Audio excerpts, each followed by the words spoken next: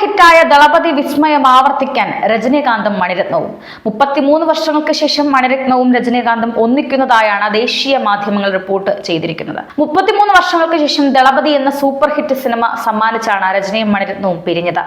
India കണ്ട ഏറ്റവും നല്ല സിനിമാ മേക്കർ എന്ന നിലയിലും ഇന്ത്യ കണ്ട ഏറ്റവും നല്ല അഭിനയനും സ്റ്റൈൽ മന്നൻ രജനീകാന്തും വീണ്ടും ഒന്നിക്കുന്നതിന്റെ ആവശ്യത്തിൽ തന്നെയാണ് തമിഴ് ലോകവും.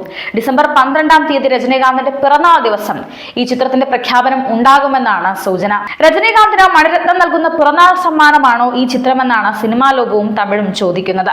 ഹിറ്റ് ചിത്രം ദളപതിയാണ് ഇരുവരും ഒന്നിച്ച ഏക ചിത്രം. 1991 റിലീസായ ചിത്രം തിയേറ്ററിൽ വൻ വിജയമാണ് നേടിയത്. രജനീകാന്തിന്റെ കരിയറിലെ തന്നെ ഏറ്റവും മികച്ച ചിത്രങ്ങളിൽ ഒന്നായാണ് ദളപതിയെ വിലയിരുത്തിയത്. മമ്മൂട്ടിയായിരുന്നു ചിത്രത്തിലെ മറ്റൊരു നായകൻ. മഹാഭാരതത്തിലെ കർണന്റെയും ദുര്യോധനന്റെയും സൗഹൃദമാണ് ചിത്രത്തിന് ആധാരം. അരവിന്ദ് സ്വാമി, അമരീഷ് പുരി, ശ്രീവിദ്യ, ശോഭന, ഭാനുപ്രിയ, ഗീത, നാഗേഷ്, മനോജ് കെ ജെയിൻ, ചാരുഹാസൻ എന്നിവരും മറ്റു പ്രധാന വേഷങ്ങളിൽ ദളപതിയിലെത്തിയിരുന്നു. ഈ ചിത്രത്തിനായി ഇളയരാജ ഈണമിട്ട ഗാനങ്ങൾക്ക് ഇന്നും പ്രേക്ഷകർ ഏറെയാണ്. സന്തോഷ് ശിവനായിരുന്നു ചിത്രത്തിന്റെ ഛായാഗ്രാഹകൻ.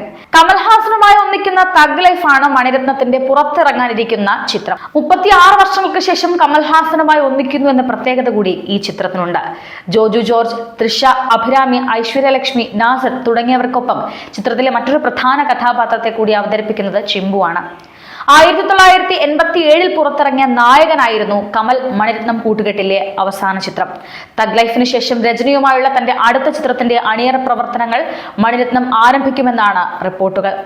കമൽഹാസന്റെ രാജ് കമൽ ഫിലിംസിനൊപ്പം മണിരത്നത്തിന്റെ മദ്രാസ് ടാക്കീസും ഉദയനിധി സ്റ്റാലിന്റെ റെഡ് ജയന്റ് മൂവീസും ചേർന്നാണ് ചിത്രം നിർമ്മിക്കുന്നത്. രംഗരായ ശക്തിവേൽ നായ്ക്കർ എന്നാണ് ചിത്രത്തിലെ കമൽഹാസൻ അവതരിപ്പിക്കുന്ന കഥാപാത്രത്തിന്റെ പേര്. മണിരത്നത്തിനൊപ്പം പതിവ് സഹപ്രവർത്തകരായ സംഗീത സംവിധായകൻ AR റഹ്മാനും എഡിറ്റർ ശ്രീകർ പ്രസാദും ഈ ചിത്രത്തിലും ഒന്നിക്കുന്നുണ്ട് എന്ന പ്രത്യേകത കൂടിയുണ്ട്.